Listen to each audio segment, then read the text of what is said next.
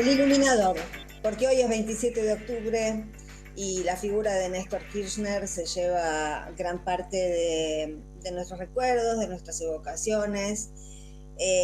Ayer cuando ¿me están escuchando bien? Porque me había olvidado, había olvidado de enchufar los cuchufos estos. Este, Ayer cuando me llamaron de página para la columna de opinión que sale publicada hoy, la verdad les dije, la verdad no sé, porque escribí la contratapa del sábado que tenía que ver con Néstor, escribí tantas notas, debo haber escrito, no sé, 30, 40 notas sobre Néstor.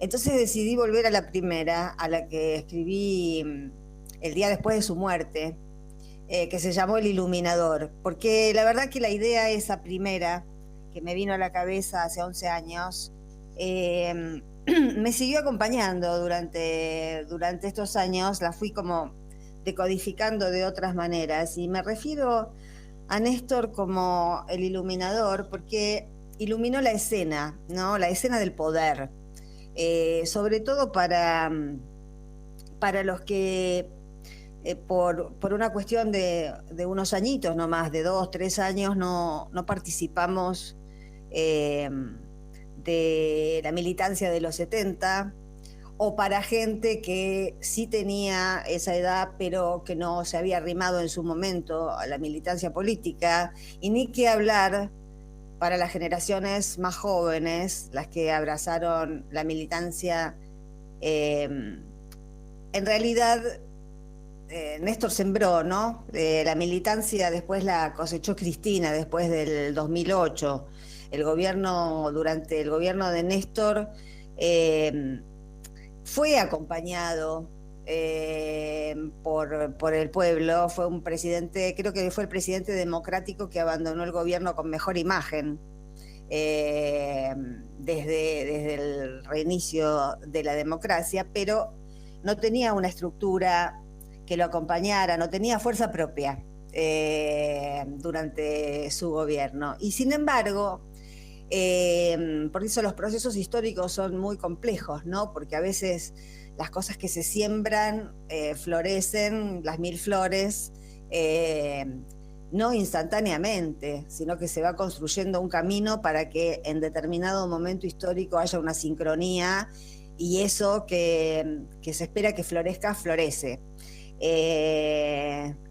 Eso también nos vincula de una manera distinta con el tiempo, ¿no? Nos hace que nos quitemos un poco la ansiedad de que lo que deseamos que suceda hoy no está sucediendo, pero puede suceder dentro de un año, dentro de 2 años, no lo sabemos. Lo importante es seguir regando la tierra para que se mantenga fértil.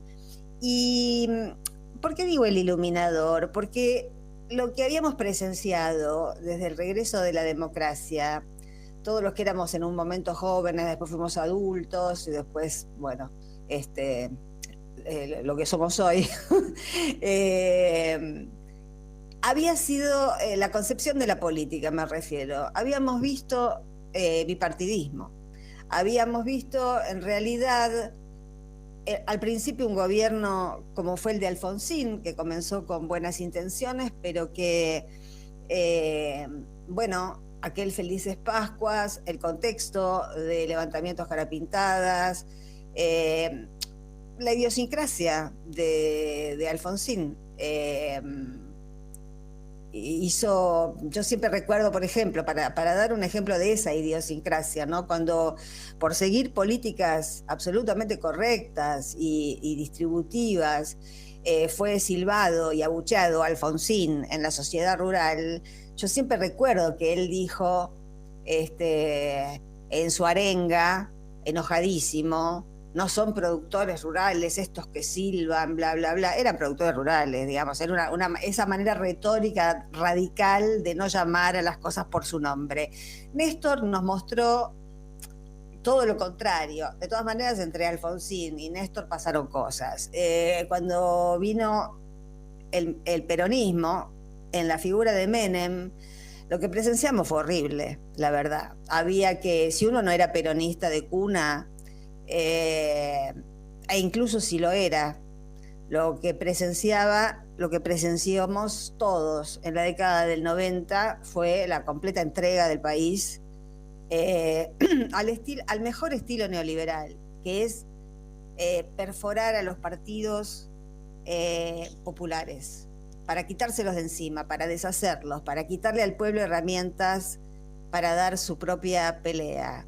Y lo que hizo el neoliberalismo que había llegado en la dictadura militar con Martínez de Hoz, que tuvo que frenarse un poco, por lo menos en los 2 primeros años, bueno, en los años que estuvo Alfonsín en el gobierno, antes de que le dieran ese golpe de mercado, que es bueno también recordarlo ahora, porque Alfonsín lo corrió el mercado, además de otros actores políticos, pero la hiperinflación por la que tuvo que dejar el gobierno anticipadamente fue organizada, porque no querían el poder, el statu quo, que es exactamente el mismo que está ahora, no quería un presidente que intentara otras políticas que no fueran las de lo que en ese momento se comenzaba a llamar el pensamiento único.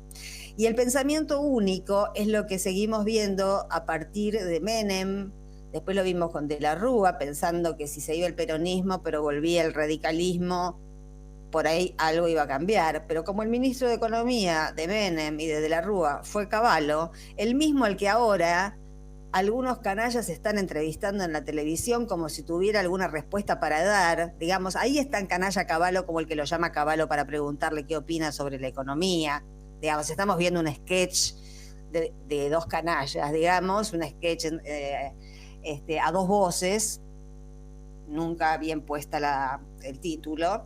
Y lo que habíamos visto, repito, los argentinos y las argentinas de la política, habíamos visto la dictadura, después venía la democracia que traía de regreso a la política, y lo que nos ofrecía la política y nos ofreció durante 20 años fue sangre, sudor, lágrimas, ajuste, Fondo Monetario Internacional, privatizaciones, despojo, despidos, precarización laboral, liberalización del comercio exterior, del mercado de cambios, es decir, un manual neoliberal completo llevado a cabo por hombres que eran hombres, digamos, no digo hombres y mujeres, porque bueno, también participaron mujeres, ¿no? Uno se acuerda de Adelina D'Alessio de Viola, de María Julia Alzogaray, de las mujeres que acompañaron también aquel proceso de despojo disimulado de democracia.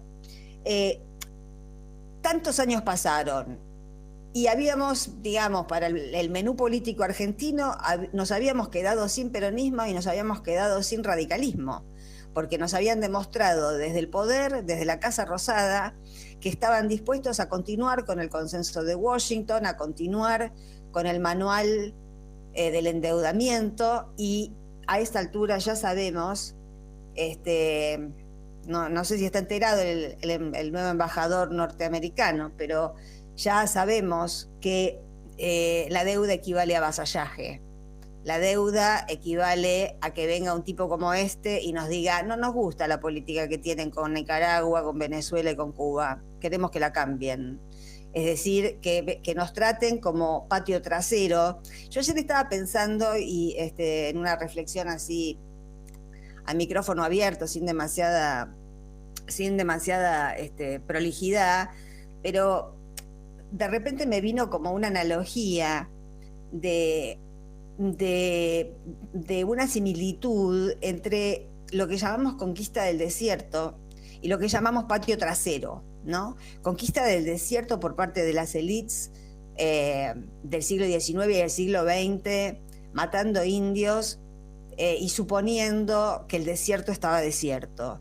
Y cada vez que se habla del patio trasero, que sabemos que es la doctrina Monroe, que es América para los americanos, que ellos tienen una cosa que les enseñan desde chiquitos porque los adoctrinan también a los norteamericanos, no vamos a pensar que solamente se adoctrina hablando de Bolívar, ¿no? También se adoctrina diciendo que América les pertenece a los americanos.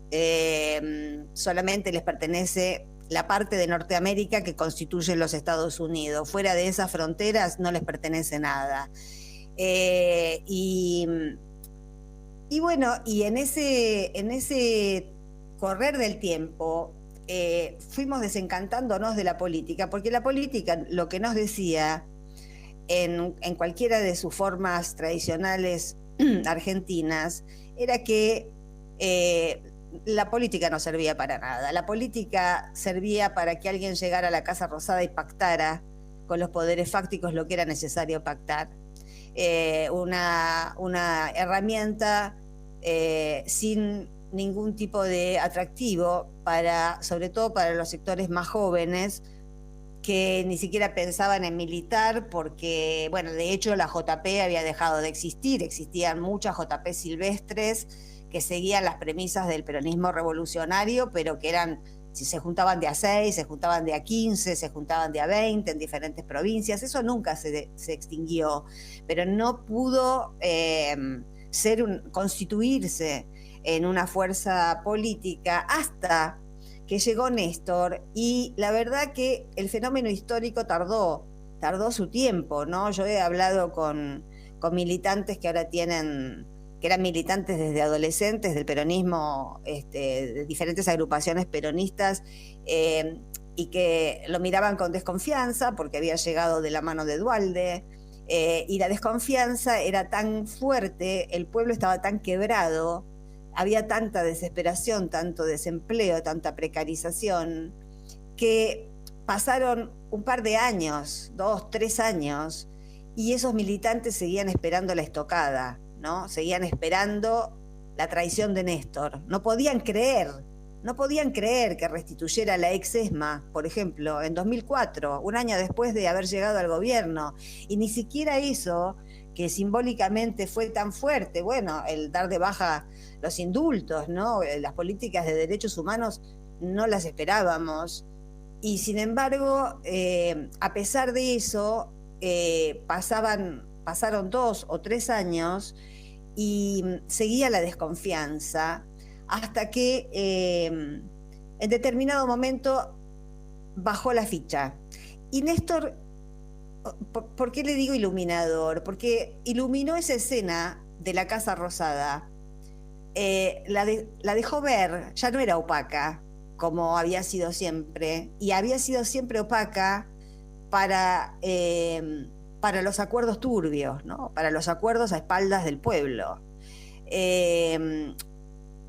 Lo que hizo Néstor fue iluminar la escena del poder e iluminar al mismo tiempo la posibilidad de una alternativa, la posibilidad de una chance, la posibilidad de que llegara a ese lugar, a la cima del poder político, que incluso ahora nos damos cuenta que es nada más que una parte del poder, que con el poder político no alcanza, que hay que tener más poder, y hay que luchar con otros poderes fácticos que son mucho más poderosos que el poder político, cuando el poder político no se ocupa, como sí se ocuparon tanto Néstor como Cristina, a través de políticas puntuales, de hacerse querer, de hacerse seguir, de hacerse acompañar y sobre todo de amalgamar.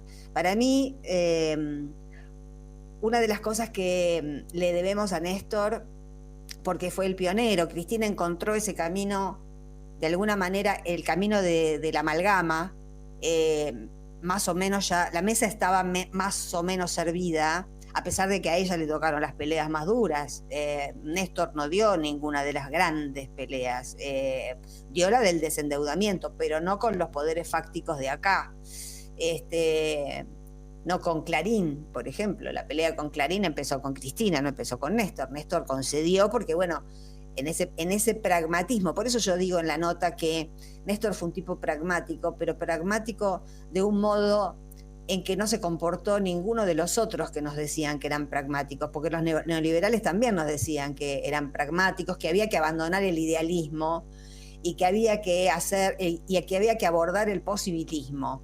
O sea, y lo que era posible era prácticamente nada, y lo que era idealismo era, bueno, un mal de juventud, o había que hacerse trotskista para ser idealista, pero si uno estaba con una fuerza popular mayoritaria, tenía que esperar poco, tenía que esperar pocos cambios. Esa era más o menos la escena cuando llegó este hombre al poder ejecutivo, y lo vimos ocupar ese sillón presidencial, en realidad sin ocuparlo, porque si uno lo identifica a Néstor en el recuerdo siempre, y lo podemos ver hoy en las redes sociales, que están llenas de homenajes, que están llenas de recordatorios, todas las imágenes de Néstor que quedaron en el corazón del pueblo son de un Néstor que se dejaba tocar, que tocaba, que saltaba sobre la gente, al que no le importaba romperse la frente con una cámara de fotos, que estaba todo el tiempo sin cordones de custodia, que estaba cerca, uno más de nosotros. No estaba encumbrado, digamos, de esa manera. Yo digo en la nota que fue tan realista que logró lo imposible. Y lo imposible, que es una frase de mayo del 68, ¿no? Pero lo imposible en aquel momento era lograr que por nuestra propia cultura política, y sigue sucediendo, pero menos, y gracias a Néstor, nosotros estábamos acostumbrados a que, bueno, se armaba una orga de 10, 20 personas, pero era absolutamente enemiga de la orga del otro barrio, que también eran 10, 20 personas. Había matices que eran tajantes y que era imposible que esas 40 personas se pusieran de acuerdo.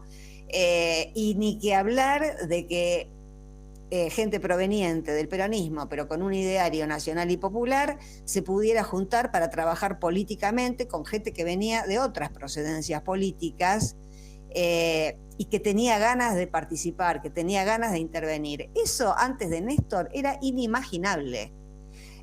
Lo que logró la pareja, en realidad, los dos, lo que lograron, fue algo que hoy el peronismo está subestimando.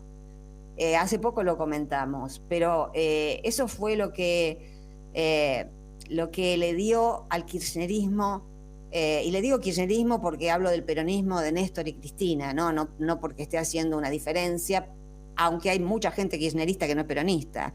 Y el peronismo debería, como hizo Néstor y como hizo Cristina, abrirles la puerta amorosamente, porque hay gente que no procede del peronismo, pero que está dispuesta a dar la misma pelea que los peronistas.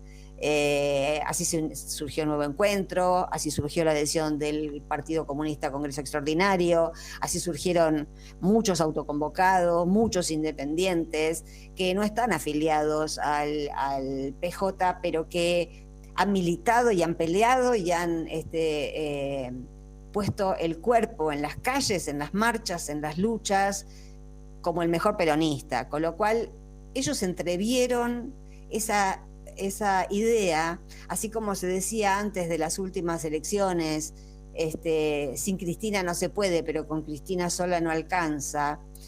La fórmula en aquel momento es: sin el peronismo no se puede, pero con el peronismo solo no alcanza. Vieron eso y realmente esa amalgama fue una amalgama emocional, política, ideológica, no fue una amalgama cosmética, porque esa gente sigue adhiriendo hoy en día a un proyecto nacional y popular, y mucha de esa gente es la que sale a marchar, la que sale a protestar, la que ha peleado contra el macrismo. Parece que yo estuviera describiendo algo sencillo, y sin embargo, si no fuera por las estaturas enormes, tanto de Néstor como de Cristina, y del coraje que lo demostraron exponiéndose ellos primero que nadie a los peligros que era tomar esas decisiones, porque los anteriores, ¿por qué no los habían tomado? Por un lado, porque les gustaba la tarasca, digamos, no es ninguna novedad que en todas las fuerzas políticas argentinas hay sectores que se mueven por la tarasca, pero hay otros sectores que no. Esto es igual que hablar de los mapuches, y sí, o hablar de los vecinos de Caballito. Son generalizaciones que no dicen nada.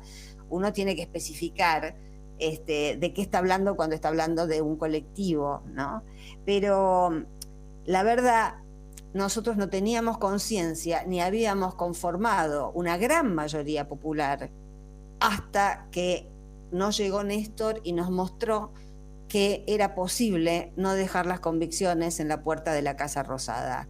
Eso fue fundante para la subjetividad política argentina, porque no teníamos noticias de nadie que no hubiera dejado sus convicciones en la puerta de la Casa Rosada. Ni siquiera sabíamos si las tenía antes de entrar a la Casa Rosada. No, ni siquiera sabíamos si nos habían mentido en las campañas electorales. No sabíamos nada de esa gente que estaba ahí e inmediatamente empezaba a pactar en contra de los humildes y en contra de lo que decía defender, hasta que, bueno, se produjo ese fenómeno histórico, esa sincronía histórica, que encima, como si hubiese sido poco, que hubiera una pareja sobreviviente de los 70, que habían conservado, porque habían hecho teoría y praxis durante todos esos años en Santa Cruz.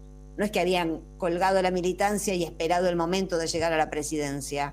Durante toda la vida habían ejercido la teoría y la praxis del peronismo y llegaron a esa candidatura porque otros 2 o 3 se bajaron en el camino. Fue un azar, la verdad, que llegara Néstor a la presidencia. Si De la Sota decía que sí, era De la Sota, y olvídate de esta historia, ¿no? Con todo el respeto por la memoria de De la Sota, pero la verdad que la historia no hubiese sido esta. Pero encima de esa pareja maravillosa, y digo maravillosa porque además, incluso en términos de género, era maravilloso ver a un hombre deconstruido decirle te amo a su mujer arriba de un escenario. Eso no lo habíamos visto nunca. No lo habíamos visto nunca. Y a una mujer completamente segura de que se puede ser dirigente política, líder política, madre, esposa, hermana, cuñada, sin renunciar a nada.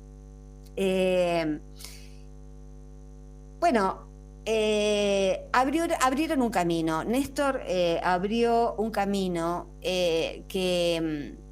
que todavía no hemos terminado de recorrer, que quedó un poco trunco. Si uno mira hoy, decía encima y me olvidé de la sincronía. La sincronía fue que justo Néstor y Cristina se arrimaron al poder político cuando, por esas cuestiones de la historia, en otros países de la región había otros líderes con idearios similares, que uno puede generalizar y llamar bolivarianos, y que tienen que ver con que cada uno de nuestros países no es el patio trasero de nadie, básicamente, ya que está el embajador de Estados Unidos, debería enterarse que acá hay millones de personas que creemos que no somos el patio trasero de nadie, que además los patios traseros están llenos de gente, no son patios vacíos.